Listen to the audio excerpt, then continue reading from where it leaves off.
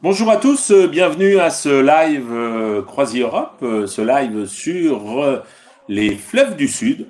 On va passer un agréable moment ensemble, donc on se donne rendez-vous effectivement dans quelques minutes, dans quelques minutes pour vous parler de ces magnifiques destinations que sont le Guadalquivir en Espagne, le Douro au Portugal et bien entendu Venise. Donc on est parti pour passer une petite heure ensemble. Il n'est pas tout à fait 16 heures. Donc on garde un petit peu, on se garde 1 ou 2 minutes en réserve pour pouvoir laisser le temps aux personnes de se connecter.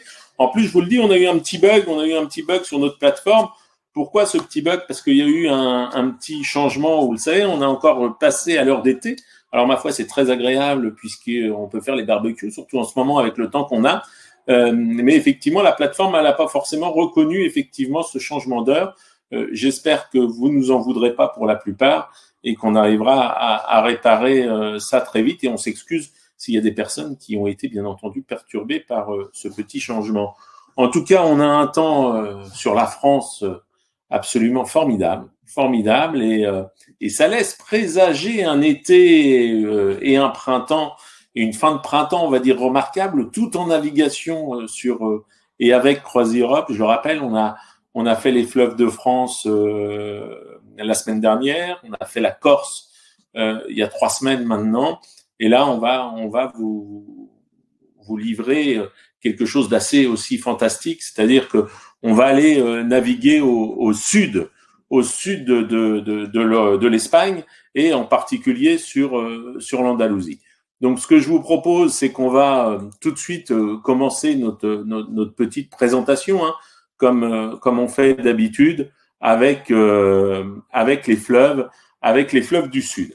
Alors, vous êtes déjà, et si je regarde, vous êtes déjà plus de 150 avec nous, et je pense qu'il est que 16h01, donc ça ne va que s'amplifier et continuer. Alors, quelques nouvelles de CroisiEurope depuis la semaine dernière, pour ceux qui n'ont pas été avec nous. On va reprendre notre navigation. On va la reprendre dans des conditions totales, optimisées de sécurité. Alors bien sûr sur les fleuves de France, mais aussi sur ces fameux fleuves du Sud, car nous avons des informations de nos différents partenaires sur place et de différents réceptifs qui sont plutôt excellentes, et en particulier pour l'Espagne, puisque l'Espagne va certainement, et en tout cas sur l'Andalousie, rouvrir l'échange entre les régions d'ici 15 jours, c'est-à-dire au 15 avril. On peut espérer que le fleuve, le Guadalquivir, sera totalement ouvert à la navigation. Ce qu'il faut savoir, c'est que les sites ont toujours été ouverts. Et ça, j'y reviendrai. Alors, ce que je vous propose, c'est tout de suite de commencer un petit peu notre petite présentation. Alors, pour les gens, et vous m'excuserez, mais je suis bien entendu obligé de reprendre un petit peu les différentes présentations que je fais les autres lives. Pourquoi?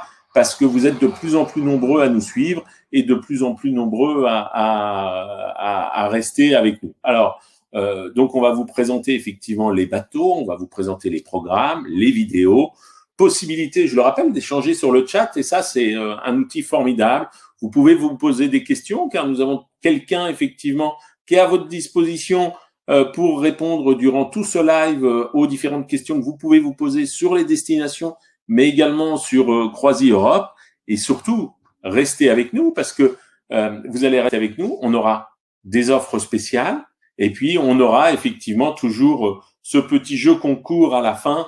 Et tiens, Nicolas, on n'a pas parlé du dernier jeu concours. C'est pas grave, je vais vous poser la question à la fin en live qui vous permettra de gagner 2 bouteilles de crément. Donc, des offres spéciales sur ce site à la fin de la présentation. Donc, restez bien avec nous jusqu'à la fin pour pouvoir en bénéficier si vous avez bien entendu envie de voyager. Mais je crois qu'on a tous envie de voyager, et quand on a un temps comme ça, c'est quand même quelque chose de formidable. Alors, je le rappelle, nous fêtons nos 45 ans. CroisiEurope fête ses 45 ans. 45 ans à travers les fleuves, c'est remarquable. Monsieur Gérard Schmitter, je le rappelle, fondateur de l'entreprise, est parti avec un bateau qui faisait restaurant, pour aujourd'hui avoir 55 bateaux sur tous les fleuves du monde, puisque nous sommes en Afrique australe et je vous promets que très bientôt, et je vous l'ai déjà promis, on aura une très belle présentation sur l'Afrique australe. Nous sommes sur le Mékong, nous sommes sur toutes les destinations entre 3 et 16 jours. Il y en a pour tous les budgets, il y en a pour toutes les envies. Et bien sûr, nous sommes avec un tout inclus à bord. Mais ça, j'aurai l'occasion d'y revenir sur ce tout inclus. La flotte CroisiEurope, 55 bateaux, je vous l'ai dit, des bateaux 4 et 5 ancres, et tous les bateaux sont certifiés Veritas. Alors, la vie à bord, vous avez une équipe expérimentée, totalement francophone, une cuisine de gastronome. Je vais aussi en reparler, puisque je crois que sur l'Andalousie, sur l'Espagne ou sur Venise, on a quelques spécialités culinaires qui font que ce voyage est très agréable. Un mot, on est obligé d'en parler. Alors, je ne vais pas vous dire malheureusement que c'est à la mode, mais on est obligé d'en parler. Voyager sereinement à bord de nos bateaux. Pour monter à bord de nos bateaux, test rapide, c'est-à-dire test antigénique ou PCR obligatoire. Mais on peut légitimement penser, à partir du moment où on va reprendre la navigation, c'est-à-dire courant mai, nous pensons reprendre cette navigation courant mai, que la majorité d'entre vous seront vaccinés. Clairement, on voit la sortie. Clairement, on voit à la fin de ce tunnel. Nos amis anglais y sont. Et franchement, moi, je reste d'une nature très optimiste. Je pense que nous, Français, effectivement, nous allons aussi très vite voir la fin de ce tunnel, parce que, mine de rien, on est quand même à plus de 8 millions de personnes, ou presque 8 millions de personnes vaccinées. Je pense que à la fin avril, on aura atteint les objectifs, et vous verrez, nous pourrons reprendre une vie quasi normale. En tout cas, nous l'espérons tous, et c'est ce que nous pouvons nous souhaiter. Alors, je le rappelle aussi, jusqu'au 30 avril 2021, nous avons des conditions de réservation qui sont assouplies. Le report de votre réservation sans frais jusqu'à 30 jours. C'est-à-dire jusqu'à 30 jours de votre réservation, eh bien, vous pouvez modifier sans justificatif la date de votre départ, votre voyage. Vous avez plus envie d'aller en Andalousie, vous préférez aller sur le Douro, eh bien, vous pouvez le faire. Remboursement de la croisière, si elle ne peut pas avoir lieu, ça c'est une fois effectivement qu'on a dépassé ce niveau des 30 jours, c'est-à-dire qu'on est entre 0 et 30 jours avant le départ, et bien là, effectivement, on vous rembourse la croisière si pour une raison ou une autre, CroisiEurope ne pouvait pas effectivement assurer cette croisière. Alors, ce que je vous propose tout de suite, c'est devenu un rituel. Vous êtes pratiquement 180 à nous rejoindre. Eh bien, nous allons vous faire voyager à travers le monde. On a ce qu'on appelle dans notre jargon et dans notre métier un petit teaser qui va vous emmener découvrir le monde. À tout de suite.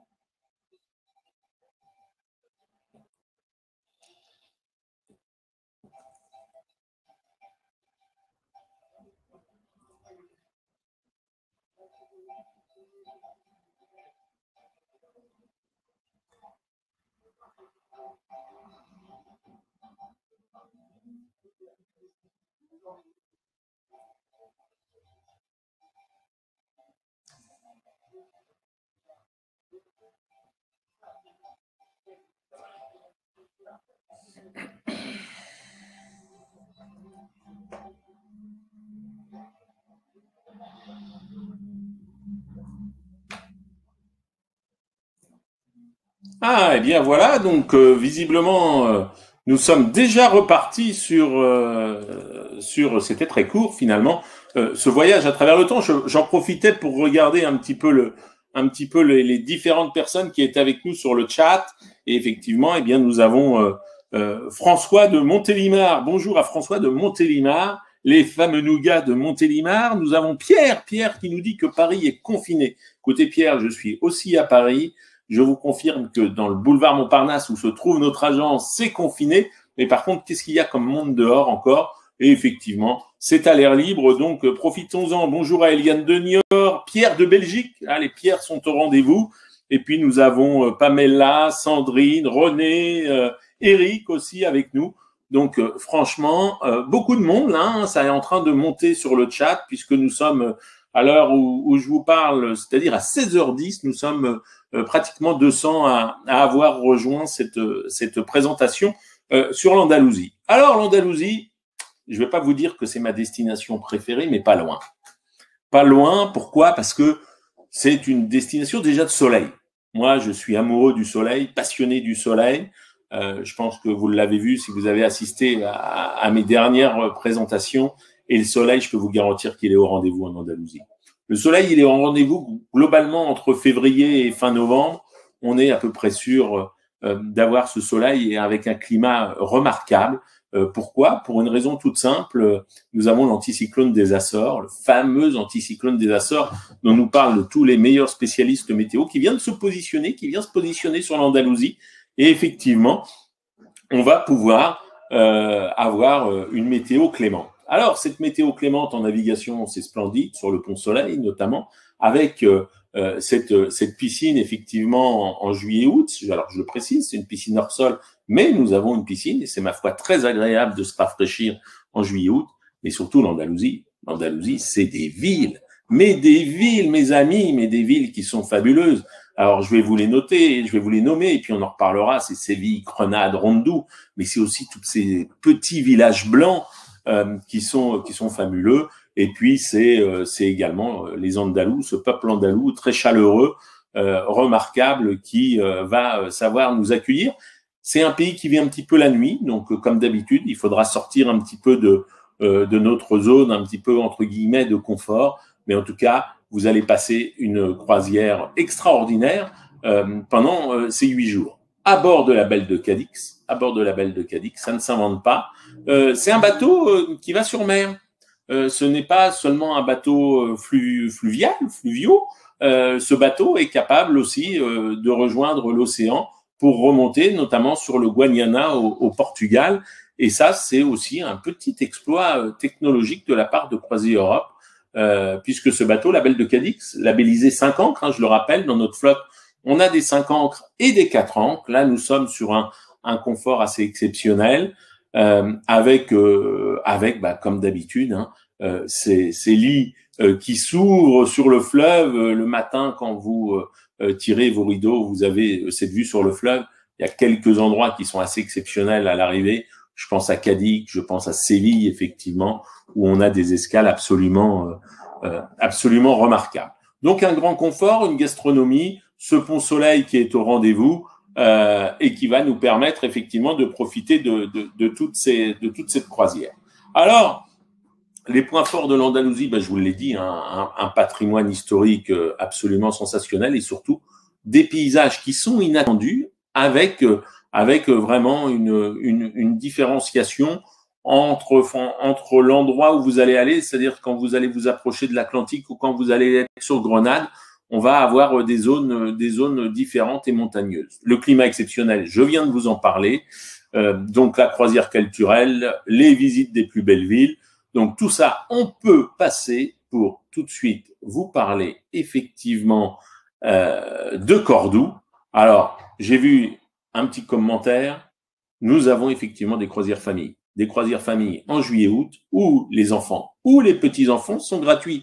Et c'est intéressant parce que vous pouvez effectivement emmener enfants et petits-enfants en vacances. Et c'est des vacances, ma foi, que je qualifierais d'intelligentes et qui sont assez sympathiques. Alors Cordoue, c'est une des plus belles villes. Cordoue fait partie, à mon sens, des plus belles villes qui existent en Espagne. Qui est connue, Cordoue, c'est très exactement 320 000 habitants, classé au patrimoine de l'UNESCO en 1994. Le pont romain, que vous voyez, le pont romain, qui était le seul endroit qui existait à l'époque, puisque grosso modo, on est sur le Guadalquivir, mais il n'est pas encore navigable à cet endroit-là. Le pont romain, qui était le seul endroit d'ailleurs pour relier à l'époque Cadix. Et puis surtout, voilà, alors voilà ce pont romain, long de 143 mètres, et cette ville absolument sensationnelle, avec cette mosquée cathédrale. Mosquée cathédrale, alors vous rentrez là devant, vous avez devant effectivement ce petit jardin avec des orangers, des palmiers, des citronniers. Et puis quand vous allez rentrer sur cette mosquée cathédrale, il faut bien une bonne heure pour découvrir cette mosquée cathédrale qui est absolument remarquable, qui était au départ une mosquée construite effectivement par les Sarrasins qui ont envahi toute l'Andalousie et qui ont marqué de leur empreinte l'Andalousie. Et je dois avouer que c'était le règne du califat. Le califat a régné sur l'Andalousie pendant pratiquement 4 siècles et quelque chose d'assez sensationnel, puisque nous avons ce mélange d'architecture, je crois, qui est unique au monde, où nous avons à la fois, alors là, nous voyons la partie mosquée, mais nous avons aussi cette partie cathédrale à l'intérieur, puisque derrière, les chrétiens, pour montrer et pour qu'ils avaient repris un petit peu et reconquéri cette partie du monde, ont voulu bâtir une cathédrale à l'intérieur de cette mosquée, ce qu'ils ont fait divinement bien, et on a ce rendu qui est incomparable. Donc Cordoue est bien entendu un des endroits où il faut être, où il faut assister. Alors quand on est dans Cordoue, on ira découvrir le quartier juif avec ces maisons toutes blanches. Alors c'est des petites ruelles, Cordoue, pour se préserver effectivement de la chaleur. Et le quartier juif qui a une des plus anciennes synagogues d'ailleurs. Plus ancienne synagogue, on pourra aussi la découvrir. On ira découvrir la porte du festival, puisque très connu pour son festival, le festival de Cordoue, et on espère effectivement qu'il reviendra très rapidement.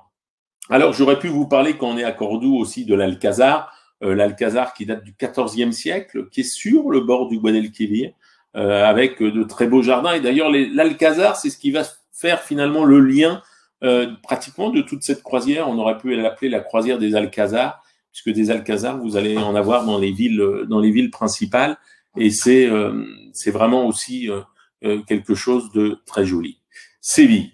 Alors, vous le savez, nos bateaux, et si vous ne le savez pas, vous le distinguez maintenant, sont amarrés au pied des villes, vraiment dans le centre historique des villes. Et là, je dois avouer qu'à Séville, on a une situation qui est exceptionnelle, puisqu'on est à 5 minutes à pied de la place d'Espagne. Je vais vous en parler de la place d'Espagne, mais 5 minutes à pied de la place d'Espagne, il faut traverser les jardins de Maria Luisa. Donc le matin, pour nos amis sportifs, eh bien, vous pouvez aller faire votre petit footing dans les jardins Maria Luisa avec beaucoup de palmiers, de citronniers, orangers. C'est très odorant et très très agréable. Vous avez un joli parcours. Et d'ailleurs, vous pouvez continuer ce parcours sur Séville.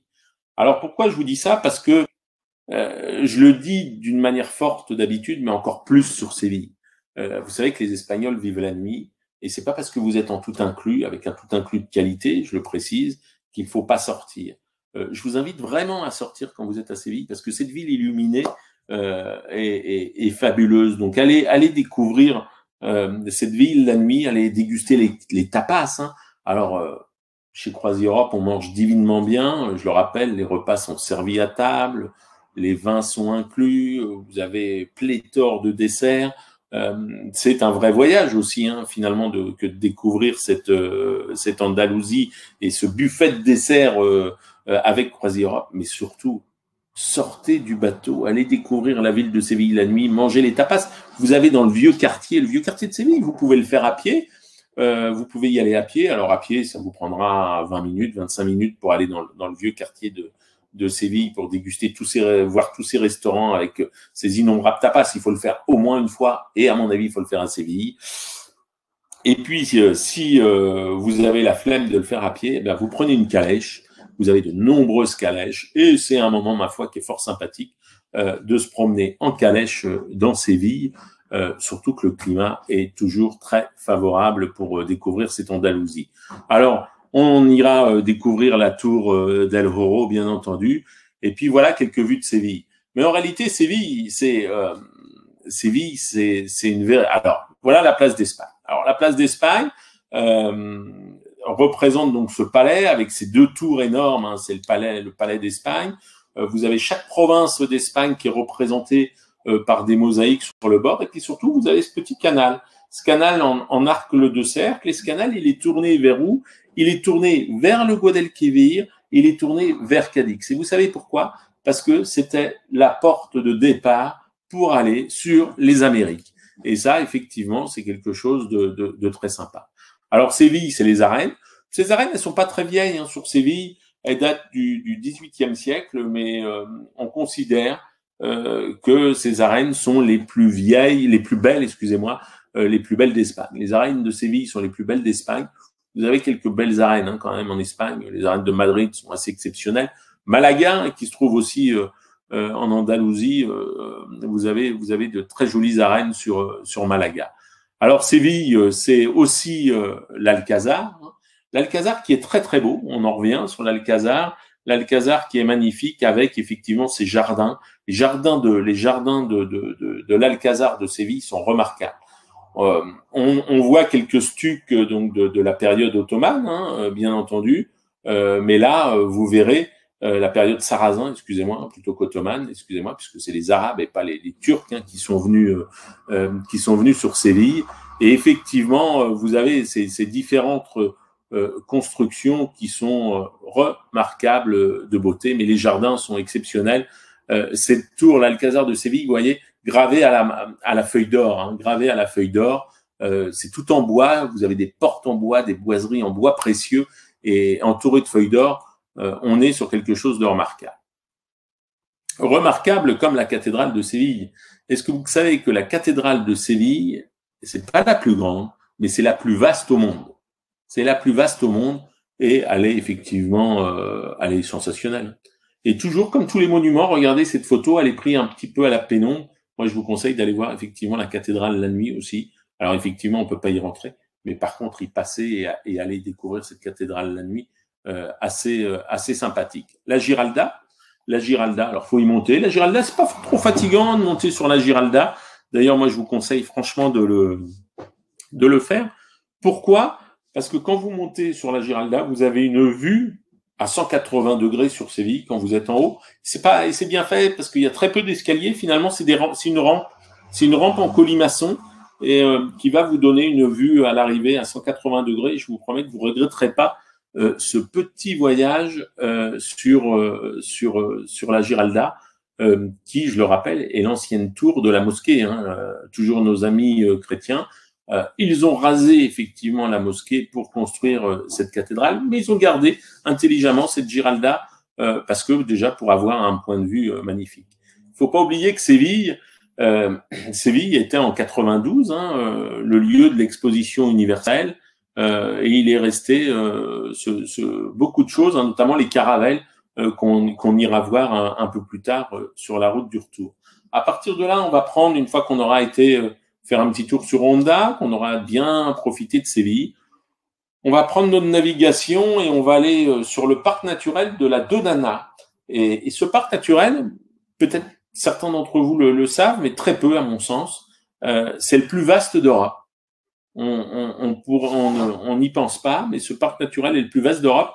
Il est encore plus grand que les plaines où on a sur le Danube, les fameuses plaines hongroises, les plaines de la Puța. Eh bien là, on est sur le parc naturel de la Donana, où vous avez énormément d'espèces d'oiseaux. Vous avez encore le lynx sauvage qui est préservé, et l'aigle royal espagnol. Donc franchement, c'est un joli moment de nature. Même chose, on est dans l'air du temps et on va passer un joli moment. On est sur la province de Huelva, là, on est proche de l'océan Atlantique, donc c'est toujours agréable. Jerez, où on vous emmènera bien entendu déguster le vin de Jerez. Hein, je passe, vous voyez cette photo avec voir également la cathédrale, et puis surtout on ira visiter une manade de taureaux. Et là c'est exceptionnel. Une petite parenthèse sur ces manades de taureaux, parce qu'effectivement il y a tout un débat sur la tauromachie, il continue d'exister. Est-ce qu'on est pour ou contre la tauromachie? Je ne me prononcerai pas, bien entendu, ici sur le débat, mais en tout cas, c'est assez intéressant et c'est particulièrement impressionnant de voir comment ces taureaux sont élevés, puisqu'on est sur des taureaux de combat et en particulier sur la race des Miura. Les Miura sont des bêtes absolument qui pèsent pas loin de 900 kilos, qui sont élevés en pleine nature et jusqu'effectivement au combat. Et ils vont pas tous au combat d'ailleurs. Hein. Ils en prennent un soin extrême. Et en tout cas, c'est un joli moment aussi de passer cette découverte de la manade et de voir ces bêtes qui sont particulièrement impressionnantes. Donc voilà pour Rérez. Et puis nous arrivons à Cadix, Cadix-la-Blanche. Alors Cadix a évolué, Cadix a grossi. L'intérieur du Cadix c'est pas très grand, hein, puisque l'intérieur de la ville de Cadix fait 40 000 habitants. Donc vous voyez, elle est un petit peu fortifiée, mais la beauté, elle se trouve à 30 km. Cadix se trouve à 30 km de l'embouchure du Guadalquivir. Ça veut dire quoi? Ça veut dire qu'on sort du Guadalquivir, qu'on rentre dans le domaine maritime et qu'on va aller jusqu'au port de Cadix et vous allez pouvoir vous prendre pour des explorateurs si vous le souhaitez. Mais comme dans certains endroits du monde, bien arriver effectivement par la mer dans des ports, c'est assez joli. Je vous parlais de Bonifacio il y a 15 jours, 3 semaines, ça en fait partie. Cadix, c'est la même chose. Je peux vous garantir que quand vous arrivez par la route à Cadix, c'est somme toute très moyen. Vous voyez pas la beauté de la ville. Pourquoi? Parce que comme toutes les villes, ils ont construit énormément d'immeubles tout au long de la ville, une démographie galopante, donc peut-être moins qu'ailleurs d'ailleurs sur Cadix, mais quand même. Donc vous avez énormément d'immeubles, vous avez des grandes routes, des grandes avenues, alors que quand vous arrivez par la mer avec la belle de Cadix, eh bien vous rentrez dans ce port qui est pas très grand, et puis vous avez surtout cette vue sur la cathédrale et puis Cadix-la-Blanche. Vous allez voir effectivement les merveilles de cette ville. Vous allez vous perdre dans les petites ruelles, même chose. Hein. Le guide de CroisiEurope va vous emmener pour découvrir ces jolis monuments et effectivement, notamment cette cathédrale avec ce dôme, avec la place, vous voyez, l'arrière de la cathédrale avec ce village blanc. Le centre historique de Cadix est très très blanc. C'est toujours un joli moment et très agréable de passer sur Cadix. Voilà la photo de l'hôtel de ville de Cadix. Donc on y passe, on va passer sur Cadix un joli moment. On reviendra et on ira faire un tour sur Puerto de Santa Maria, même chose, on vous fera découvrir ce doux cépage et ce vin, parce que c'est vrai que chez CroisiEurope, on aime bien faire découvrir effectivement, et ça plaît, hein, ça plaît. Donc pratiquement sur chaque croisière, on va vous emmener découvrir un joli lieu de dégustation. Et puis le bateau ira faire un tour à Isla Minima. On s'arrêtera. Un moment assez étrange et en même temps un moment de grâce. Au départ, la première fois que je me suis rendu sur cette croisière et cet endroit-là, je me suis dit, tiens, c'est étrange, une danseuse de flamenco avec un cheval. Bon, pourquoi pas? Je vais regarder, Eric va regarder. Eh bien, c'était, je dois avouer, un véritable moment de grâce, un joli moment de beauté. Je vais pas vous dire que c'est exceptionnel, mais pas loin. On peut pas s'imaginer dans cette petite espace, dans cette petite arène, la danseuse avec le cheval, et la musique, bien entendu. C'est un très joli moment et je peux vous garantir que tous nos croisiéristes apprécient à sa juste valeur ce moment. Alors, comme dans tout moment de croisière, nous avons des moments je parlais des moments de grâce. Bien là, je peux vous garantir que quand on est à Grenade, on est touché par la grâce. On est touché par la grâce, on est touché par l'exception, par l'exceptionnel. Grenade, j'ai dû y aller, au moment de l'exposition universelle en 92. Je pense que c'est une des visites, des endroits que je l'ai le plus visité au monde. Au moins une douzaine de fois, et jamais je m'en suis lassé. Vous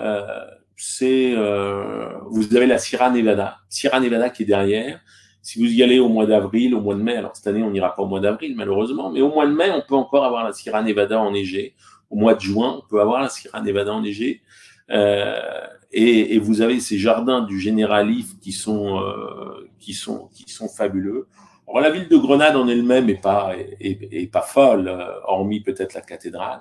Mais dès que vous montez cette route là un petit peu presque à flanc de montagne, vous avez cette Sierra Nevada effectivement qui se dresse devant vous. À un moment donné, vous avez un petit virage à gauche et là, vous voyez l'Alhambra.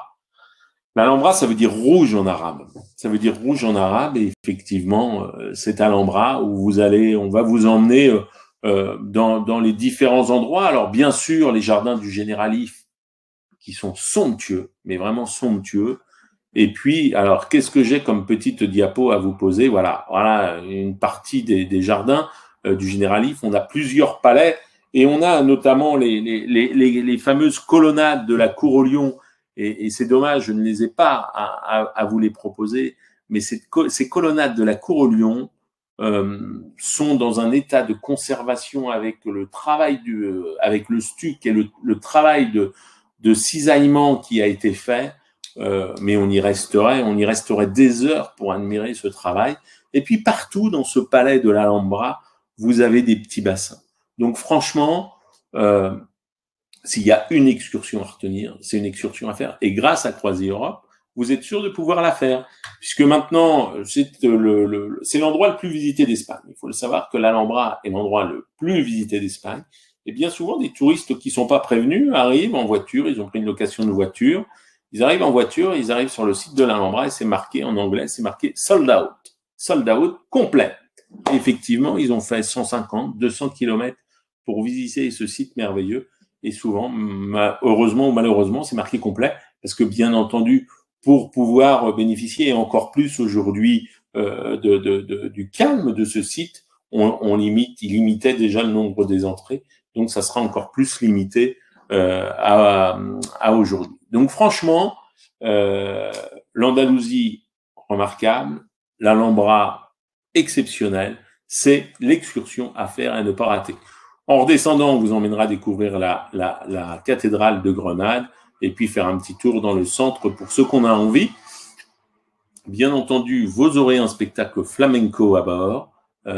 C'est toujours apprécié de l'ensemble de nos clients, parce que je le rappelle, nous avons une équipe d'animation qui est H24 avec vous et qui est là pour vous divertir quand le bateau navigue, quand le bateau ne navigue pas, quand il reste à quai.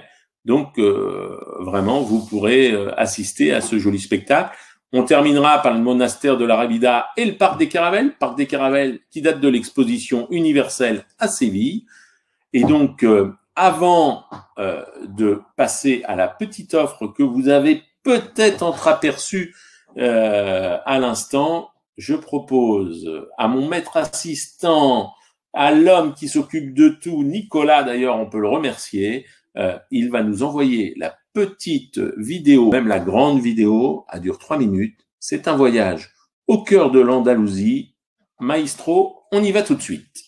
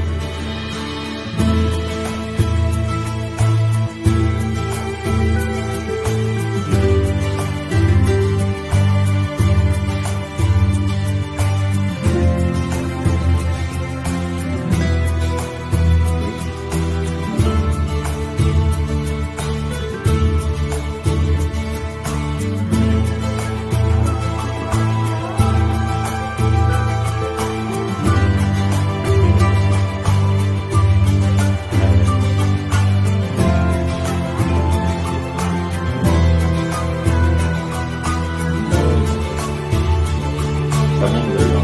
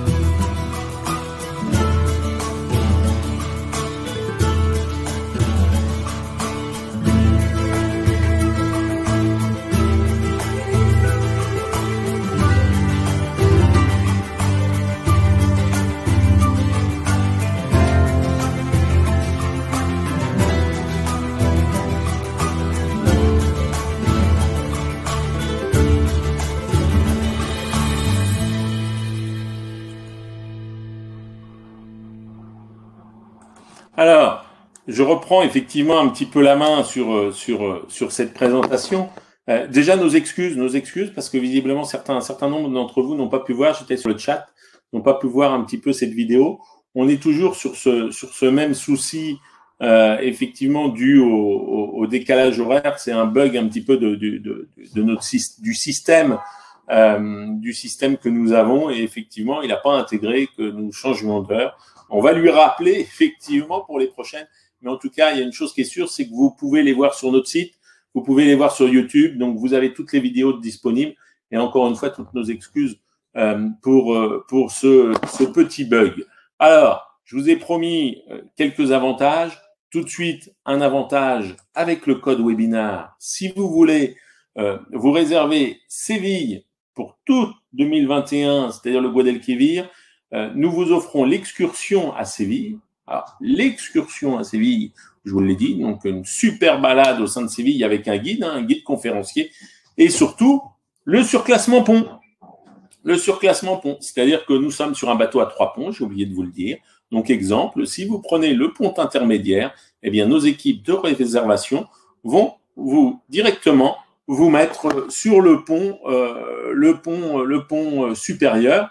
Et là, vous aurez la grande baie vitrée, la vue sur Séville, l'arrivée sur Cadix, magnifique. Et surtout, pensez à moi, quand vous tirez les rideaux, vous voyez cette vue extraordinaire. Excursion à Séville, surclassement pont, toute réservation avant le 13 avril avec le code tarif webinar. Mais franchement, c'est une super découverte. On va passer sur le Douro. Alors, avant de passer sur le Douro, merci à toute la France. On a des personnes de l'Essonne, de Saint-Malo, de Suisse, de Belgique, d'Espagne aussi, j'ai vu. Donc, remarquable. On est suivi. J'espère qu'un jour, on aura du monde d'Amérique du Sud, puisque l'Amérique du Sud, le décalage, voilà, pourquoi pas. Donc, on est en train, effectivement, petit à petit, de réussir à montrer, effectivement, et à faire connaître ces croisières fluviales qui sont sensationnelles. Alors, on va attaquer le Portugal avec la vallée du Douro en croisière. La vallée du Douro en croisière, on est même chose. Alors là, je vous parlais des fleurons de la flotte. Eh bien, la Belle des Océans en Corse, souvenez-vous, fleuron de la flotte. Au Zimbabwe, sur le lac Kariba, fleuron de la flotte, notre petit bateau, 16 cabines. Je vous invite, même chose, à y aller. On n'en reparle pas. Le Mekong, aussi, fleuron de la flotte, c'est aussi des niveaux de prestations exceptionnels. Le Douro, on a quelques bateaux, mais ce sont des tueries. Des bateaux 5 ancres, 66 cabines, avec suite, avec une piscine, avec le lit tourné sur le fleuve, avec des matériaux ultramodernes, toujours dans le respect écologique, des salles de bain avec des petites mosaïques un petit peu partout, une gastronomie hors pair. On est sur du 5 étoiles. 5 ancres, 5 étoiles, bien entendu. Je vous laisse découvrir ce bateau remarquable. Je crois que Charles, par exemple, qui est avec nous, pourrait effectivement en témoigner. Mais bien sûr, nous avons aussi des bateaux 4 ancres, car notre philosophie, c'est de pouvoir faire voyager tout le monde pour tous les prix. Et effectivement, le 4 ancres vous permet de découvrir cette vallée du Douro avec un tarif qui sera tout de suite beaucoup plus accessible. Mais je vous promets que le rapport qualité-prix sur le 5 ancres est exceptionnel. Alors, on a une piscine hors sol sur le 4 ancres, vous avez des piscines absolument remarquables et il faut saluer nos techniciens qui construisent les bateaux parce que cette piscine, les cabines, je le rappelle, mais on a des cabines sur certains fleuves qui sont sur des vérins hydrauliques qui permettent de baisser le poste de pilotage et de pouvoir passer sous les ponts. Une technologie extraordinaire sur ces bateaux. Et bien souvent, d'ailleurs, vous avez la visite du poste de pilotage qui plaît beaucoup. Donc, des bateaux, vraiment des bateaux, on est sur un fleuve atypique et sur des bateaux extraordinaires. L'un des plus beaux canyons d'Europe. Et là, je vais reprendre effectivement, et je suis assez d'accord avec ça. On est certainement sur le fleuve, en tout cas, le plus beau en termes de navigation d'Europe. Pourquoi? Parce que c'est le fleuve le plus sauvage. On va passer c'est un véritable canyon escarpé où on va avoir les vignes, effectivement, les vignes des vins de Porto, et cette vallée du Douro. Elle est classée au patrimoine mondial de l'UNESCO. Et effectivement, c'est la plus ancienne région viticole du monde. On parlait du climat de l'Andalousie, on peut parler de la douceur du climat aussi du Portugal.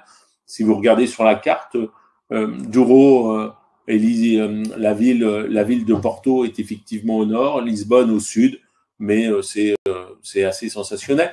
C'est le fleuve, je vous le dis, qui a le plus de succès. Et si vous voulez le faire, je vous donne un conseil, faites-le cette année. Et pourquoi vous allez le faire cette année? Parce que d'habitude, ce fleuve, il est pris d'assaut par les Américains. Donc, nos bateaux sont aussi pris d'assaut par les Américains. Et là, cette année, nos amis américains, ils mettent un peu plus de temps pour revenir. On les connaît un petit peu. Donc, pour revenir en Europe, ça va prendre un peu plus de temps.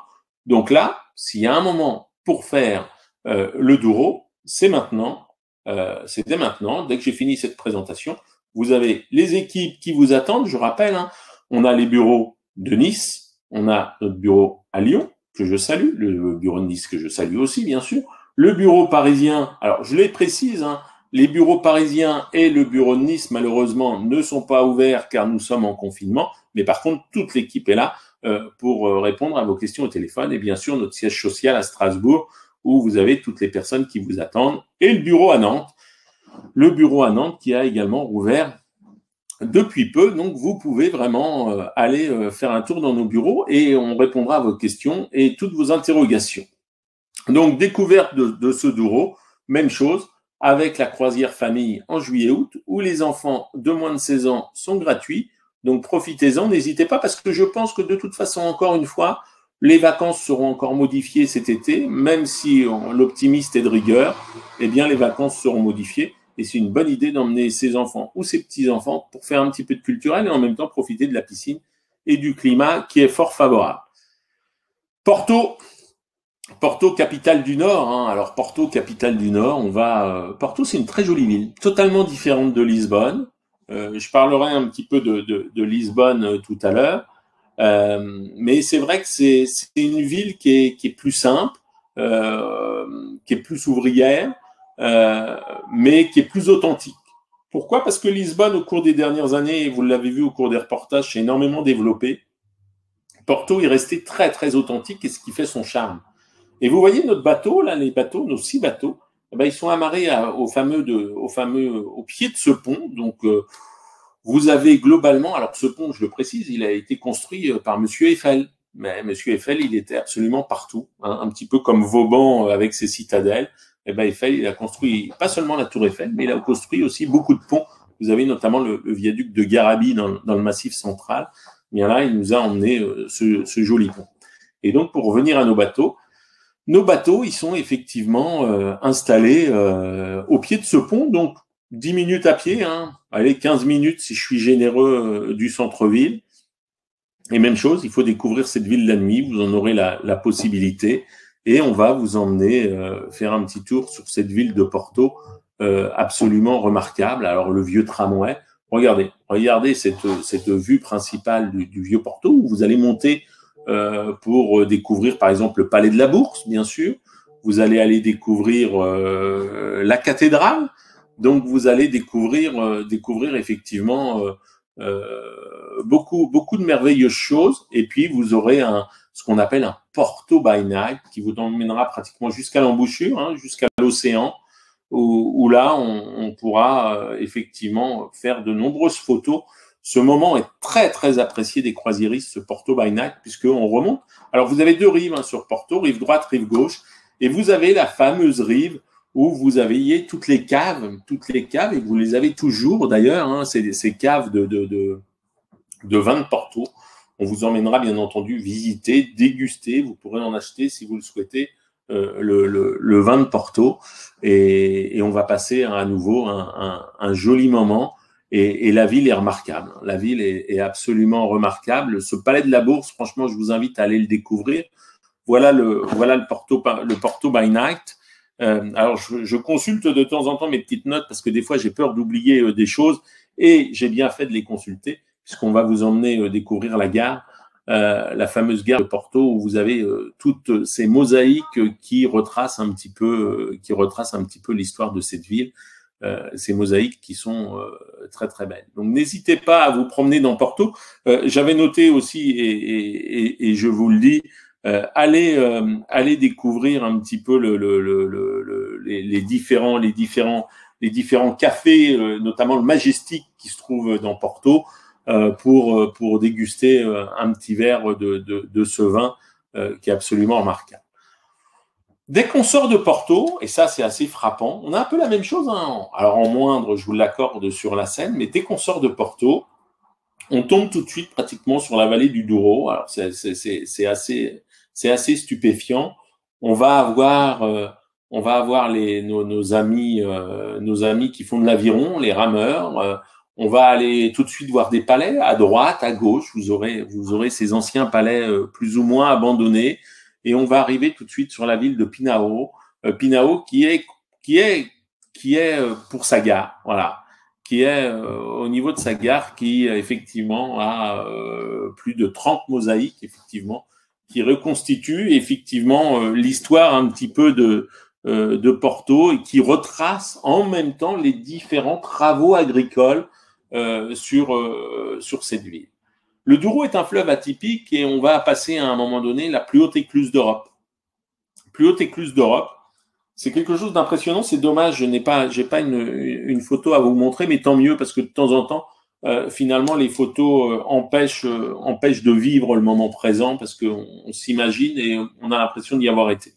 Bien là, au moins, vous n'aurez pas l'impression d'y avoir été. Mais en tout cas, cette écluse qui est la plus haute d'Europe, enfin la plus forte en termes de dénivelé, va vous emmener sur un autre voyage. Alors vous rentrez dans un espèce de tunnel. Là, je peux vous garantir que tous les croisiéristes, tout le monde est sur le pont pour voir le bateau se lever. Et effectivement, et ça c'est un moment assez impressionnant que de passer effectivement cette écluse. Et elle arrive très très vite. Je crois qu'elle est en 4e position au niveau du Douro, parce que bien entendu sur les fleuves vous passez des écluses.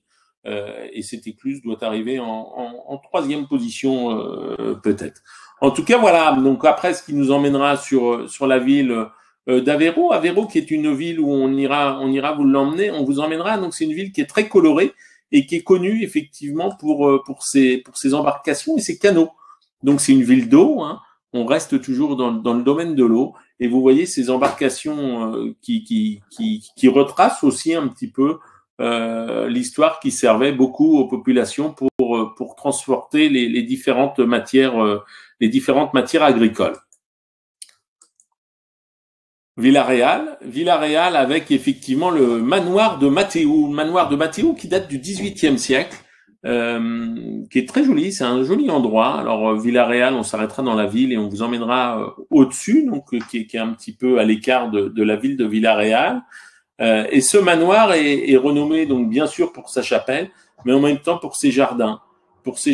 Et vous avez une allée un tunnel de cyprès. Alors là, on le voit pas, mais pour arriver dans ce jardin très joliment entretenu, on est sur effectivement une allée de cyprès absolument remarquable. Voilà. Donc mai, juin, juillet, août, les jardins sont entretenus d'une manière remarquable. Il faut savoir que dans la vallée du Douro, Beaucoup de Lisboètes viennent. Pourquoi? Parce qu'il fait toujours un petit peu frais. Ils retrouvent la fraîcheur et ils viennent effectivement, ils montent un peu au nord pour avoir un petit peu de fraîcheur, ce qui fait que le climat, y compris en juillet-août, est toujours très agréable. Voilà la fameuse vallée du Douro avec les vignes construites en étage. C'est ce climat qui donne cette particularité à la vigne et qui arrive à faire un vin et ce vin d'exception. Et vous avez effectivement beaucoup de villas sur le long. On peut se baigner parce que le Douro a une qualité d'eau assez exceptionnelle. Et effectivement, on voit beaucoup de personnes qui vont se baigner sur le fleuve Douro. Et là, je vous dis, c'est sympa quand vous êtes sur le Pont Soleil. J'ai l'habitude de le dire. On est sur du cinéma effectivement à 180 degrés. Vous avez toujours quelque chose à voir. En plus, le climat aidant, vous dégustez un petit vin de Porto ou ce qui vous fait plaisir, un petit café simplement, et vous avez cette vue magnifique. Regardez quand vous êtes même dans vos cabines, encore une fois, vous pouvez assister à ce spectacle merveilleux. Encore une fois, une petite soirée flamenco vous attendra, effectivement, vous emmènera à découvrir cette soirée flamenco. On ira faire un tour à Figueira del Castolo, connu pour son château. Voilà, et puis ces paysages typiques. Il faut toujours faire les petits villages sympas. Et puis, même chose que tout à l'heure, je vous parlais de Grenade. Alors, on a Porto. Là, on en a deux à la limite. Alors là-bas aussi, on en a deux. En Andalousie, on a Grenade et on a Séville, voire Cadix. Et bien là, nous avons Salamanque. Alors Salamanque, on se trompe pas, c'est en Espagne. C'est en Espagne, 230 000 habitants. Faut savoir que Salamanque, c'est la plus ancienne université d'Espagne, la ville, à date de 1218. 1218, et il faut savoir qu'il y a eu la première femme universitaire, mesdames. Première femme universitaire était sur Salamanque. Donc, c'est une petite anecdote que je vous ai donnée. On a deux cathédrales sur Salamanque, deux cathédrales. Une cathédrale plus grande que l'autre, une cathédrale qui date du XIIe siècle, une autre du XVIe siècle. Voilà la Plaza Major qui est super. Alors, vous n'aurez pas l'occasion de la voir la nuit, mais on le fait exprès pour que vous reveniez, pour que vous preniez le temps, effectivement, de découvrir, parce que finalement, la croisière, c'est ça. Ça vous permet de vous emmener dans beaucoup d'endroits en assez peu de temps. Et puis, comme vous avez aimé, on y revient. Alors, on y revient avec Croisière Europe, ou on y revient tout seul. Mais en tout cas, on retourne toujours sur les endroits qu'on aime, je crois. Et là, je dois avouer que Salamanque, c'est aussi particulièrement sympa. Voilà les quelques photos effectivement de ces différentes cathédrales, deux cathédrales sur Salamanque. Voilà la vue qui est absolument majestueuse. Et à Salamanque aussi, on a, il faut le savoir, vous avez 4 palais sur Salamanque, 4 palais. On a la fameuse maison au coquillage. Alors, je ne sais pas si vous en avez entendu parler de cette maison au coquillage. C'est assez extraordinaire d'ailleurs. Cette maison au coquillage, elle a été construite avec 365 coquillages sur sa façade au XVe siècle. Et vous savez bien entendu ce que représentent ces 365 coquillages. Et bien, ces 365 coquillages représentent tout simplement les 365 jours de l'année. À l'époque, ils étaient très astres, très soleil. Je le rappelle, quand je vous parlais tout à l'heure du Mékong, il faut savoir que par exemple sur le Mékong, alors je fais une petite aparté, vous m'excuserez, vous voyez, avec Croisière Europe, on voyage très loin. Eh bien, quand vous allez sur les temples d'Angkor, qui est un must, et franchement, à la fin de cette pandémie, allez sur les temples d'Angkor. Il faut les faire, les temples d'Angkor, en croisière avec nous sur l'ensemble de notre flotte, sur nos bateaux. Mais quand vous allez sur les temples d'Angkor, pourquoi je vous dis ça? Parce que sur le temple principal d'Angkor, Angkor Wat, vous avez quatre escaliers et ces 4 escaliers représentent les 4 points cardinaux et effectivement le nombre de marches représente les jours de l'année. Donc tout ça pour vous dire que toute civilisation finalement a intégré effectivement des systèmes de calcul de jours. Alors là, c'était avec les coquillages sur Salamanque et effectivement c'est assez étonnant comme niveau. Dégustation de vin, bien entendu, hein, je vous en ai parlé. On ira découvrir le vin et déguster le Porto plusieurs fois dans cette croisière. On ira faire un petit tour à l'Amego. Donc l'Amego, qui est un lieu de culte très connu, avec toutes ces marches, et puis c'est dédié à la Vierge Marie. Et c'est un joli endroit avec aussi beaucoup de mosaïques qui s'offrent à nous. Soirée fado à bord. La soirée fado, c'est un grand moment aussi. Hein. C'est un grand moment d'émotion, chargé d'émotions. Le fado retrace l'histoire des Portugais à travers les siècles. C'est plutôt des histoires en général tristes. D'ailleurs, c'est assez dommage qu'on n'en comprenne pas les paroles. Mais c'est aussi un joli moment. Je vous parlais tout à l'heure à Isla Minima de la danse flamenco avec le cheval. Et bien là, on est aussi sur ce moment assez d'exception. On a des chanteuses, voire des chanteurs de flamenco, mais qui vous transportent avec leur voix. Et à nouveau, on passe des grands moments. Guimarães, c'est le berceau, a priori, hein, ça n'engage effectivement que les Portugais, mais c'est reconnu. C'est le berceau de la civilisation portugaise, c'est le berceau de la ville portugaise. Et il faut savoir que vous avez le roi, effectivement, le premier roi du Portugal qui a été intronisé effectivement dans cette chapelle. C'est une forteresse hein, aussi. Vous avez une belle forteresse à Guimarães que voilà.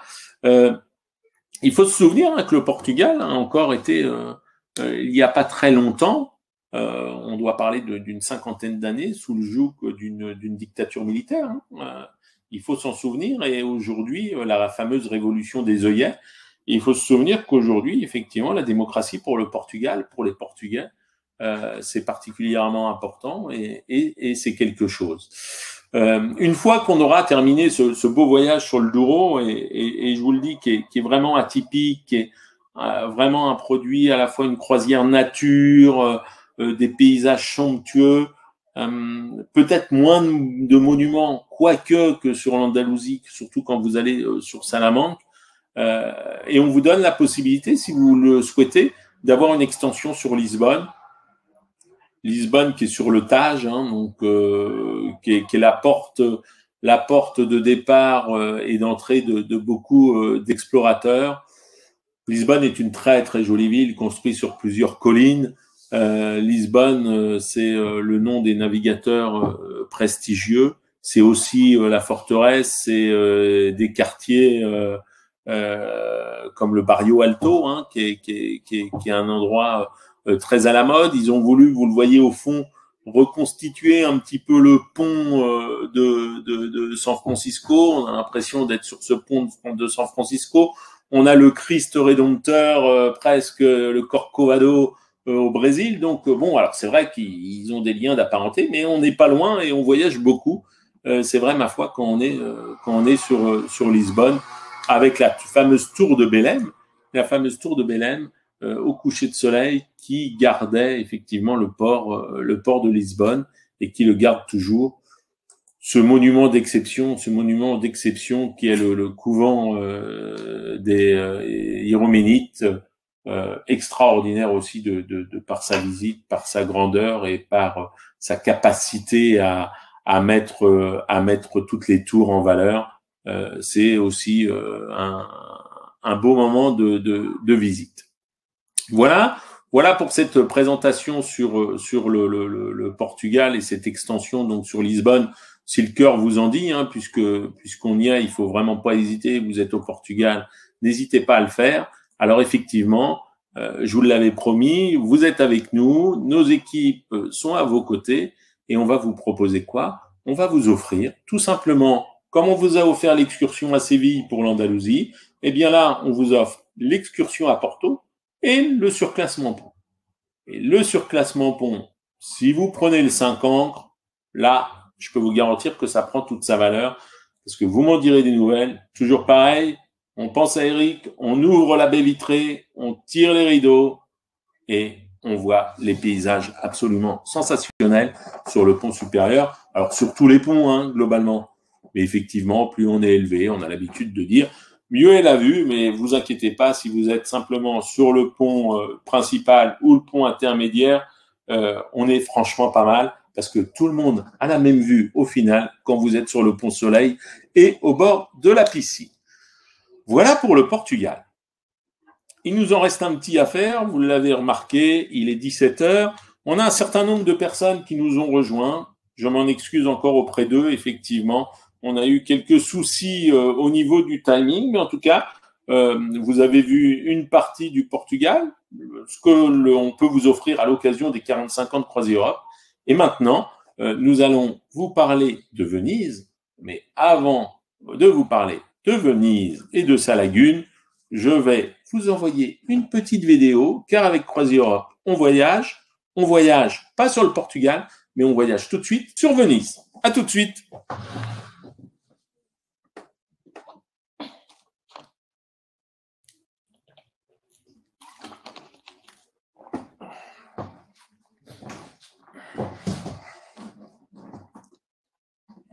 Ah, aurions-nous un petit problème? Où est-ce que la vidéo part?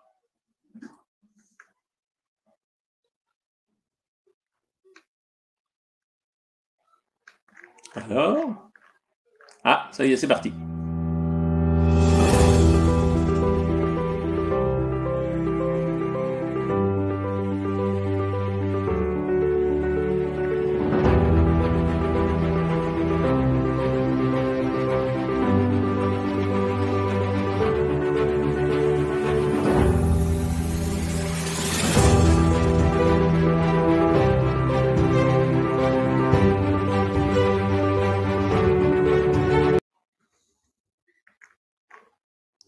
Visiblement, je crois que nous avons un problème donc sur cette présentation sur Venise. Donc ce que je vous propose, on est vraiment désolé là, on a ce souci depuis le début, donc encore nos excuses, mais vous allez pouvoir retrouver la vidéo effectivement sur l'ensemble. Alors j'étais sur le chat, vous l'avez constaté, j'avais mis mes lunettes effectivement pour voir un petit peu qui nous avait rejoint. On a le Luxembourg. Bonjour le Luxembourg qui nous rejoint. On a beaucoup de personnes du Rhône, également de la Gironde, de Bordeaux, donc qui nous ont rejoints. Donc bonjour à vous. Lyon, et a priori, il fait 25 degrés. Eh bien, on doit avoir à peu près la même température sur Paris. C'est le moment de rêver, c'est le moment d'avoir des envies de voyage, et c'est le moment de parler effectivement de Venise et de sa lagune. Là, même chose, hein, on fait tous les fleuves du Sud, c'est ce que je vous expliquais. Donc les fleuves du Sud, alors on a modifié un petit peu notre programme puisqu'on a décidé de faire encore plus de navigation, de mieux vous servir, de mieux vous donner envie d'aller sur Venise et l'Andalousie, et excusez-moi, et la Lombardie. Et là, on va vous emmener grâce au canal Bianco un petit peu dans le nord, sur la Lombardie. On va pouvoir s'approcher au plus près de la ville de Vérone. Et effectivement, on va être sur aussi quelque chose d'exceptionnel. Je pense que vous suivez l'actualité. Surtout en ce moment. Alors, il n'y a pas qu'une actualité qui est liée à cette pandémie. Il y en a une autre. Et il y a quelque chose qui est assez bon. Et je ne sais pas si vous l'avez vu. Alors, je devrais peut-être pas dire ça. C'est pas très fair-play. Mais en tout cas, les gros paquebots, effectivement, vont être sortis du centre-ville de Venise. Très sincèrement, ce n'est pas que de leur faire injure, que de dire je pense que c'est une bonne chose pour garder le patrimoine de cette ville intacte avec et j'adore encore une fois mes amis croisiéristes et qu'on soit bien d'accord, c'est un autre type de croisière. Mais je crois que cette décision de plus voir ces bateaux effectivement près de la lagune, je vais presque vous dire que c'est rassurant pour les générations futures et pour l'humanité. En revanche, nous, avec notre petit bateau, parce que effectivement, il faut bien l'avouer, il faut bien nous trouver des avantages. Avec notre petit bateau, eh bien, nous continuerons à être amarrés juste à côté de la place Saint-Marc. Et ça, c'est une des forces, hein, le bateau 140 personnes, hein, entièrement rénové. Alors, est-ce qu'on le montre, le bateau? Est-ce qu'on le montre? Voilà, le bateau, on vous le montre tout de suite. Le Michelangelo, 4 ancres, 78 cabines. On l'a entièrement rénové il y a maintenant 4 ans. Et il va aller s'amarrer au plus près de la place Saint-Marc. allez, grosso modo, 10 minutes à pied de la place Saint-Marc, 15 si vous marchez doucement, même chose. Là, vous voyez. Alors, un côté, vous aurez vu sur les palais, quand le bateau il est amarré à quai à Venise. De l'autre côté, quand vous ouvrirez les rideaux, vous aurez vu sur la lagune, sur le Grand Canal, sur les Vaporetto. Et là, franchement, on va passer quelques moments assez exceptionnels. Je le rappelle, on est toujours en tout inclus. On va vous proposer 2 itinéraires, un circuit croisière de 7 jours à la découverte des 3 régions, hein, l'Émilie-Romagne, la Lombardie, la Vénétie, un petit tour au lac de Caume et une croisière de 5 jours. Croisière de 5 jours un peu plus petite qui vous permettra d'aller découvrir Venise et sa lagune, effectivement, avec le Palais des Doges, Murano, Burano, on va en parler un petit peu. Et n'oubliez pas, hein, avec CroisiEurope, on a aussi tout un tas de croisières à thème. On a des croisières gastronomiques, je le rappelle, notamment sur le Rhône. Hein. On a une très belle croisière avec Bocuse. Nous avons des croisières musicales. Nous avons des croisières randonnées. Et là, c'est quelque chose aussi d'intéressant. Donc, franchement, et croisières des impressionnistes sur la Seine, par exemple. Donc, n'hésitez pas à voir notre site, à aller sur notre site www.croisieurope.com et là, vous aurez toutes les informations, tous les avantages sur ces croisières. Alors, Venise, eh bien, Venise, comment qualifier Venise Venise, ça se qualifie difficilement, c'est peut-être une des plus belles villes au monde, en tout cas la ville la plus romantique. Venise, il faut savoir que c'est 121 petites îles qui sont reliées par 435 ponts. 435 ponts. Je ne sais pas si vous vous rendez compte, pour une ville qui fait 58 000 habitants intramuros, eh bien, il y a 435 ponts. Elle a été fondée en 528 et à ces 435 ponts, faut se rajouter 84 églises. 84 églises, ce qui, je pense, en fait la ville au mètre carré la plus redoutable en termes d'églises. Et si vous voulez tous les voir, eh bien, écoutez, si vous arrivez à tous les voir, je vous offrirai, allez, 15% de réduction supplémentaire sur votre prochaine croisière, c'est promis. Mais en tout cas, trêve de plaisanterie, Venise, il faut y aller une fois dans sa vie, car c'est une ville absolument remarquable. Alors effectivement, je pense que si on y va cet été, eh ben, ça sera la même chose. Ce sera la même chose que le Douro, puisque Venise, d'habitude, vous avez une très très forte clientèle américaine, vous avez une très très forte clientèle asiatique. Je peux vous garantir que les clients asiatiques ne seront pas là. Ça, c'est une chose qui est sûre. Les Américains, ça m'étonnerait aussi. Donc, on sera encore sur une clientèle européenne. Et là, franchement, quoi de mieux que d'aller découvrir Venise avec un peu moins de monde? C'est toujours agréable. On sera sur ce palais des Doges et cette place Saint-Marc. Donc, le palais des Doges, style gothique et Renaissance, hein, en même temps. Et avec effectivement cette fameuse place Saint-Marc, alors qu'on a l'habitude de voir souvent inondée, les pieds dans l'eau, parce que nos amis journalistes aiment bien montrer ce qui fait mal. Ils préfèrent montrer bien souvent ce qui fait mal que ce qui est beau. Eh bien, nous, chez CroisiEurope, je préfère vous montrer ce qui est beau. Et effectivement, ce qui est beau, voilà, ça c'est effectivement le palais des Doges qui est absolument sensationnel par jour de beau temps avec cette place Saint-Marc. On est directement sur l'entrée du Grand Canal, hein, le Grand Canal qui fait 3,8 km de long. Il faut savoir que le Palais des Doges, c'était aussi une prison avec le fameux pont des Soupirs à un moment donné. On a cette vue. Alors, je ne sais pas si j'ai une petite photo. Je pense que, alors là, j'ai quelques photos à l'intérieur du Palais des Doges qui se présentent avec tous les grands peintres italiens. Cette salle majestueuse avec tous les grands peintres italiens. On ira visiter bien sûr ce Palais des Doges. On passera par le pont du Soupir. Non, je pense que j'ai pas de photos sur c'est dommage, mais vous pourrez les retrouver sur nos différents sites. J'ai pas de photos du Campanile. Le Campanile, c'est la grande tour hein, qui se trouve à l'entrée du Palais des Doges, 98 mètres de haut. Et je le rappelle, on est sur la place Saint-Marc. Et vous le savez, on est sur la place Saint-Marc et en même temps, vous allez voir pourquoi je vous parle je m'arrête 2 secondes sur la place Saint-Marc. Tout à l'heure, je vous ai montré une très belle diapo. on est sur le bicentenaire de Napoléon et il y a beaucoup d'événements qui vont avoir lieu, en tout cas j'espère, sur Napoléon Bonaparte. Et Napoléon disait à propos de la place Saint-Marc, on est sur le plus beau salon du monde.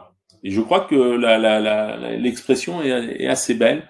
On est sur le plus beau salon du monde. Et effectivement, il comparait cette place Saint-Marc à un salon. Et ma foi, c'est joliment dit. Alors, ce grand canal qui prolonge Venise du nord au sud, eh bien, faut aller le voir. Hein, pourquoi? Parce que quand vous faites le grand canal, même chose. Hein, faut sortir à la nuit. Alors, je vais vous dire pourquoi il faut sortir à la nuit aussi. Donc, quand vous êtes sur le grand canal, eh bien là, vous avez un palais à droite, un palais à gauche, mais c'est une tuerie, mes amis, de découvrir effectivement ce grand canal sur Venise. C'est absolument somptueux que de faire voilà ce qui s'offre à vous. Il y en a vraiment pour tous les yeux. Donc, voilà quelques photos de Venise. Alors, bien sûr les gondoles. Vous savez que gondolier à l'époque, c'était et c'est toujours un des plus beaux métiers. Alors, je ne sais pas si c'est un des plus beaux métiers. Excusez-moi, mais en tout cas, c'est un des plus lucratifs. Puisque aujourd'hui, je peux vous garantir que les gondoliers avant cette crise, excusez-moi, c'était les plus heureux du monde. Alors, pourquoi faut aller dans Venise et pourquoi faut sortir le soir ou pas le soir d'ailleurs? N'hésitez pas à vous perdre dans Venise. Il faut sortir du bateau, encore une fois, même si vous êtes en tout inclus. Pourquoi? Parce que vous allez découvrir des petites échoppes. Alors des échoppes de tapisserie, vous allez trouver effectivement des jolies cartes, des souvenirs, des charcuteries avec le jambon de Parme, hein, qui est pas loin, on y reviendra, des fabriques de masques. Donc, il faut se perdre, il faut sortir des sentiers battus, il faut sortir de ce grand canal. Puisqu'effectivement, 80% des touristes s'agglutinent sur le grand canal. Il faut savoir qu'à Venise, vous avez un très joli quartier juif aussi, qui est peu connu. On connaît le quartier juif, je vous en ai parlé de Cordoue tout à l'heure. Eh bien, le quartier juif de Venise est aussi remarquable. Et n'hésitez pas à vous perdre. Perdez-vous la nuit, traversez les ponts. Je vous ai dit, plus de 400 ponts. Allez en traverser quelques-uns. Et vous retomberez toujours sur vos pas. Et puis, si vous êtes perdu, vous demanderez à quelqu'un qui vous indiquera le chemin, parce que nos amis italiens sont fantastiques.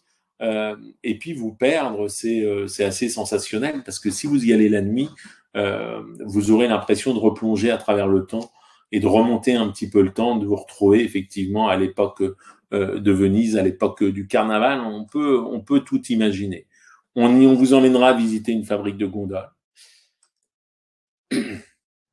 Et si vous le souhaitez, et je crois que vous le souhaitez tous, parce que aller à Venise sans faire de la gondole, ça me paraît inenvisageable quand même. Vous savez que notre bateau, il est ouvert au moment du carnaval de Venise. Donc les réservations sont déjà ouvertes pour 2022 d'ailleurs. 2022 sera l'année, nous le pensons tous raisonnablement, de la renaissance du carnaval de Venise. Je pense qu'il y aura beaucoup de demandes. Donc, n'hésitez pas. Si ça vous dit, vous pouvez tout de suite vous inscrire pour aller faire ce carnaval de Venise. Je vous ai parlé de la lagune. La lagune, eh bien, c'est les trois îles, hein, Burano, Murano et Torcello, connues pour son église. On en fera deux. On fera que Burano et Murano. Et quand vous êtes sur la lagune, alors quand vous êtes sur le bateau, là, vous voyez cette petite diapo, là, je vais la reprendre, cette diapositive avec le bateau, eh bien, partant de Grand-Beau, eh bien, vous allez admirer les Dolomites à l'arrière de Venise. Et là, les amateurs de photos, gigantesques. Venise au premier plan, les Dolomites enneigées à l'arrière, c'est sensationnel. Comme photo, c'est vraiment très sympa. Burano, moi, c'est mon île préférée. Pourquoi? Parce que c'est plein de couleurs. C'est plein de couleurs, c'est quand il y a du soleil, c'est un grand moment de joie. Hein. Regardez ces maisons jaunes, vertes, bleues. Faut déambuler dans ces petites ruelles entourées de canaux. Vous avez l'Italien qui chante, vous avez la maman qui fait les pâtes, vous avez les odeurs, vous avez les senteurs. Burano, c'est magnifique, magnifique. Franchement, moi, c'est mon île préférée personnellement. Très sympa. On ira effectivement découvrir un petit peu les célèbres dentelles, si ça vous fait plaisir. Puis on ira à Murano qui est charmante aussi, mais qui est différente. Très belle église sur Murano et qui est surtout connue pour ses souffleries de verre. On vous emmènera découvrir un petit peu comment ils fabriquent le verre. Et là, on est sur des pièces uniques. Hein. On a la possibilité de découvrir des pièces d'exception sur l'île de Murano. Donc voilà, on vous en a mis quelques-unes en diapo. On va faire quelque chose de sympa. On prendra notre navigation. Notre navigation nous emmènera effectivement sur le canal Bianco. Et là, à partir de là, eh bien, on va aller découvrir un petit peu les différents endroits. Je le rappelle, hein, le canal Bianco, il fait 78 km de long. Là, on est sur la plaine du Pô. Et eh bien, on va aller voir effectivement cette fameuse place, la basilique Palladène et le théâtre olympique. Hein, le théâtre olympique sur Vincennes. Voilà le théâtre olympique qui date de 1580, qui a été entièrement restauré et qui a une acoustique absolument remarquable. On continue, je vous l'ai dit, le canal Bianco nous permet de rapprocher, c'est-à-dire de faire Avant, on proposait Vérone en autocar, et nos amis croisiéristes nous disaient c'est un peu long quand même, et là on a trouvé cette solution. On remonte donc ce canal Bianco et on va arriver proche de Vérone. Vérone, c'est la ville la plus romantique au monde. Alors pourquoi? C'est ce qui se dit. Je suis assez d'accord pour deux raisons essentielles. La première, je vais vous la montrer. Ce n'est pas celle-ci, mais j'aurais pu m'arrêter sur celle-ci. Alors je vous passe quelques diapos. Avant, évidemment, ça va être la dernière diapo. Voilà, la plus romantique au monde, bien entendu. Le balcon, Roméo et Juliette, Shakespeare. C'est là que tout s'est passé. C'est le début de ce romantisme à Vérone. Et la deuxième raison, c'est une des villes, Vérone, il faut savoir que c'est une des villes, c'est même la ville qui a le plus de monuments historiques d'Italie. Il y en a plus de 300 qui sont répertoriés. C'est assez sensationnel. Et la deuxième, c'est qu'il faut voir les arènes de Vérone. Alors, on parlait la dernière fois des arènes d'Arles quand je vous proposais la France, mais les arènes de Vérone, il faut avoir vu, on a des croisières musicales, hein, beaucoup de croisières musicales qui s'arrêtent sur Vérone, puisque quand il y a des spectacles. Mais voir un spectacle comme Aïda aux croisières de Vérone, sur nos croisières, vous faites Aïda dans les arènes de Vérone, c'est sensationnel. Il faut le voir, le faire, parce que on est dans l'endroit quasiment original de cet opéra. C'est un des grands moments. J'ai eu la chance de voir cet opéra dans les arènes de Vérone, et je l'ai vu dans un autre endroit il y a maintenant quelques années, il y a plus de 30 ans. D'ailleurs, on fait une croisière et on va bientôt les refaire. Hein. C'est dans les arènes de Luxor, d'avoir effectivement Karnak précisément, dans le temple de Karnak, de voir l'opéra effectivement de Verdi, c'est assez exceptionnel. Donc on va reprendre aussi nos croisières en Égypte très rapidement dès que la situation nous le permettra. À bord, d'ailleurs, je fais un petit aparté, excusez-moi, les croisières égyptiennes vont très bientôt reprendre chez Croisior. Donc en tout cas, les arènes de Vérone, effectivement, le balcon de Roméo et Juliette font que cette ville est absolument incontournable. Voilà un petit peu les différentes vues que je souhaitais vous montrer. Et Vérone, qui est près près des Grands Lacs, des Grands Lacs italiens. Beaucoup de gens font les Grands Lacs italiens et je vais y revenir derrière parce que effectivement, on va vous proposer une extension sur les Grands Lacs italiens. On fera les jardins Giusti aussi. On ira se promener. C'est une ville qui est très verte, Vérone, très très verte, très très bien entretenue, très verte. Mantoue en Lombardie, Mantoue connu effectivement par le Palais ducal. Le Palais ducal et la rotonde, donc l'église en forme de rotonde. Hein, voilà le Palais ducal et la fameuse chambre des époux. Ils étaient petits à l'époque, vous avez remarqué. Et voilà la fameuse église, la rotonde Saint-Laurent, cette église qui date du XIe siècle. L'église Saint-André également. Beaucoup d'églises, de toute façon. Et puis, c'est drôle, tiens, l'église, paf, on passe à un musée qu'on apprécie beaucoup. C'est à Modène. C'est une excursion qui est facultative. Mesdames, sans être péjoratif, passer pour, je ne sais pas si vous vous intéressez à la Formule 1, mais même si vous vous y intéressez pas, en tout cas, c'est très intéressant d'aller découvrir, puisque finalement, c'est un lieu d'histoire. C'est un lieu d'histoire. C'est la vie d'Enzo Ferrari. C'est le musée Ferrari.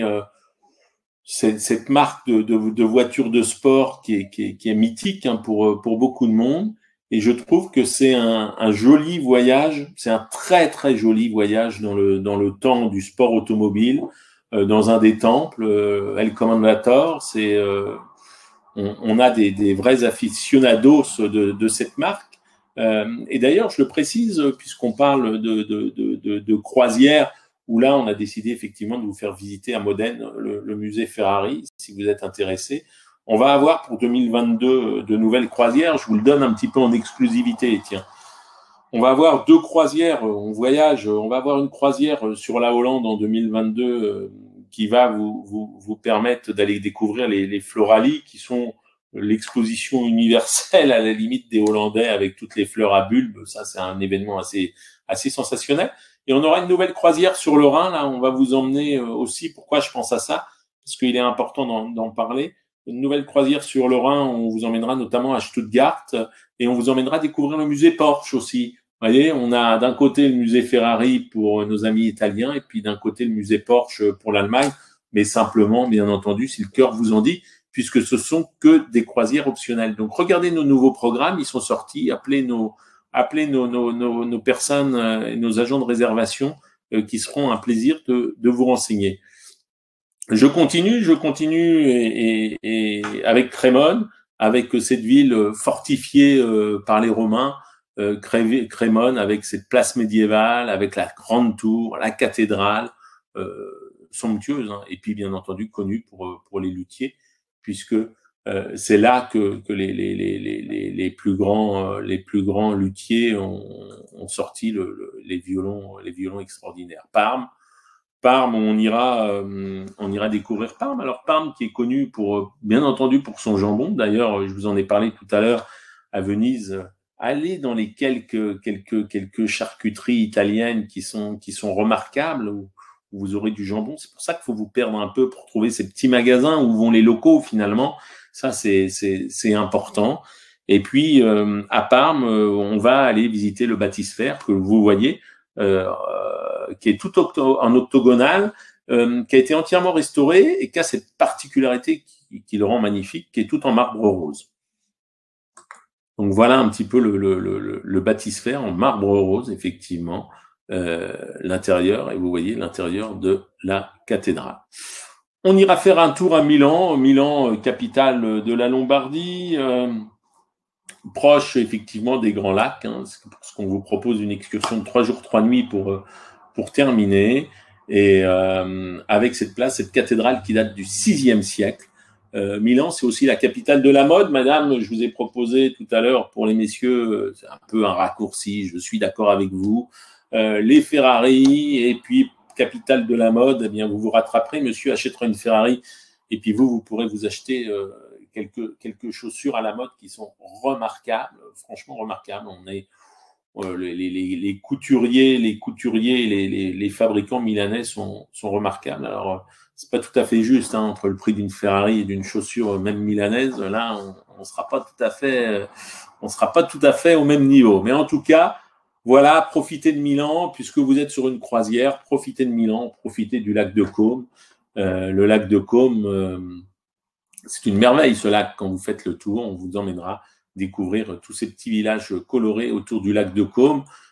Cette région des Grands Lacs est sensationnelle et on s'occupe de tout. On peut s'occuper de votre acheminement. Alors, on en a parlé, on n'en a pas encore parlé de l'acheminement. On peut s'occuper bien sûr de l'acheminement pour l'Andalousie, pour Séville, pour Porto au Portugal. Vous pouvez partir de toutes les villes de France, hein, à partir du moment où il y a des avions, bien sûr de Paris, bien sûr de Roissy.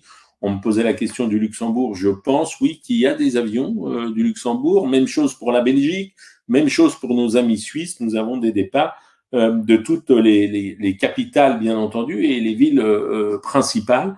Donc, vraiment, n'hésitez pas à interroger nos équipes de réservation, puisque je le rappelle, nous avons aussi un bureau à Bruxelles, nous avons un bureau à Lausanne, et un bureau à Madrid. Donc n'hésitez pas pour nous interroger, et puis on finira effectivement par Côme, que dans cette extension avec sa fameuse cathédrale. On pourra monter, faire un petit tour au funiculaire. Voilà pour cette présentation sur Venise. Mine de rien, 1h30 de présentation.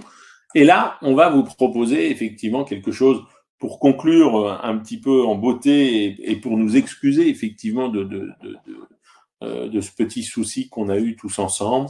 On va vous de diaporama et en même temps de vidéos qui, je rappelle, vous pouvez les retrouver sur le www.croisieurope.com, mais également sur YouTube. Donc voilà ce que je vous propose pour Venise. Je vous en ai parlé, 45 ans. Eh bien, tout simplement, 45% de remise pour le deuxième passager. C'est-à-dire que le premier passager, effectivement, paye le prix brochure.